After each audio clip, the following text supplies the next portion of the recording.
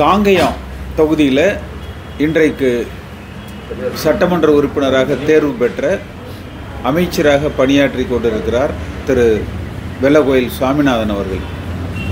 அந்த தொகுதிக்கு உட்பட்ட பல பகுதிகளில், குறிப்பாக ஈரோடு, திருப்பூர் இந்த மாவட்டங்களுக்கு உட்பட்ட பல பகுதிகளில் சென்னிமலை, காங்கயம், ஊத்துக்குளி, தாராபுரம் போன்ற பகுதிகளில் இந்த வெறி நாய்களால் விவசாய தோட்டங்களில் இருக்கிற ஆடுகள் கடித்து குதறி சாகடிக்கப்படுகின்றன.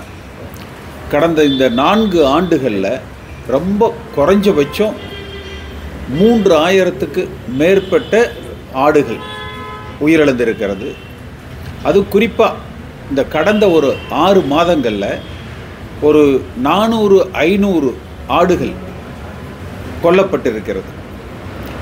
தமிழ்நாடு அரசாங்கம் 1000 கோடி ரூபாய்க்கு மேலே உள்ளாட்சிகள் மூலமாக அந்த வெறிநாய்கள் ஏற்படுகிற அந்த பாதிப்புகளை தடுக்க வேண்டும்.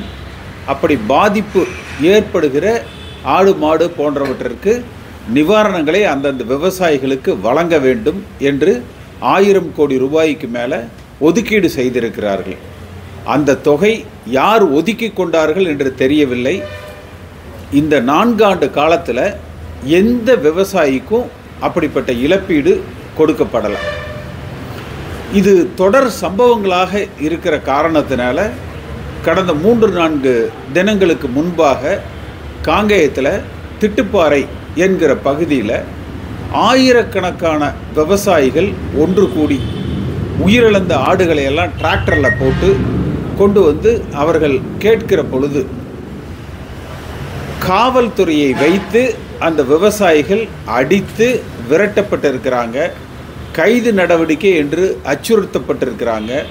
அங்கே இருக்கிற திருமண மண்டபத்தில் அடைத்து வைக்கப்பட்டு பின் விடுதலை செய்யப்பட்டிருக்கிறார்கள்.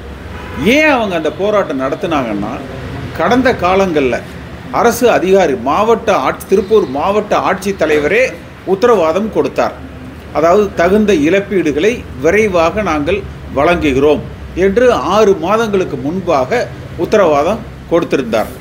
அப்படி கொடுக்கப்பட்ட எந்த உத்தரவாதமும் நிறைவேற்றப்படலை.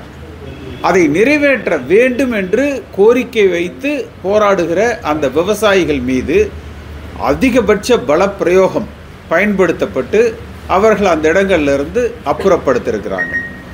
இது நடந்து ஒரு 2 நாட்களில் இன்று மீண்டும் சென்னிமலை பகுதியில் ஒரு 23-25 ஆடுகள் மீண்டும் அந்த வெறிநாய்களால் கொல்லப்பட்டிருக்கிறது. அது கேட்டு அவர்கள் போராட்டம் நடத்துகிற பொழுது திமுக கட்சியினர் தனியாக நாங்கள் இந்த ஆடுகளுக்கு மார்க்கெட் ரேட்டு போட்டு பணம் கொடுத்துட்றோம், போராட்டத்தை கைவிடுங்க என்று அவர்கள் பேசியிருக்காங்க.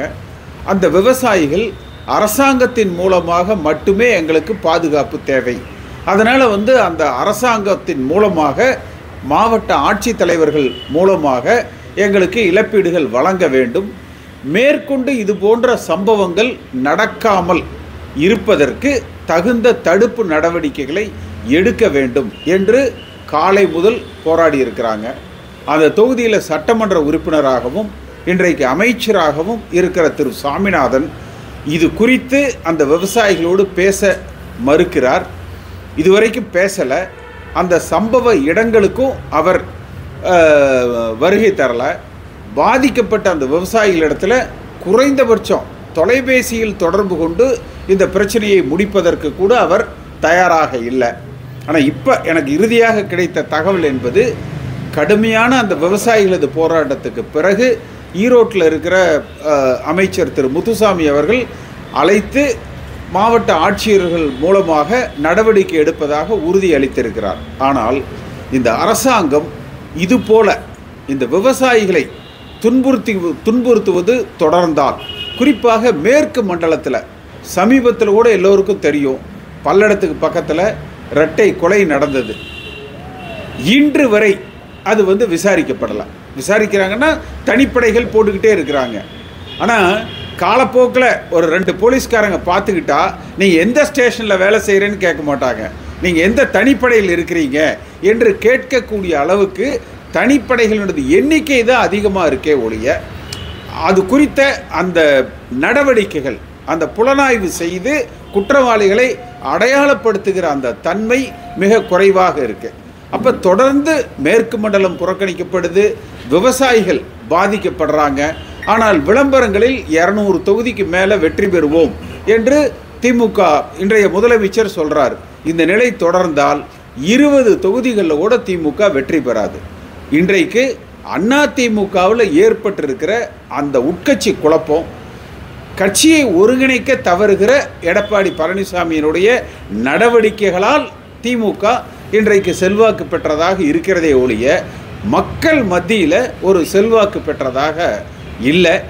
மேற்கு மண்டலங்கள் புறக்கணிக்கப்படக்கூடாது. இந்த பகுதியில் இருக்கிற விவசாயிகளது கோரிக்கைகள், தேவைகள், அவர்களது பாதிப்புகள் அகற்றப்பட வேண்டும்.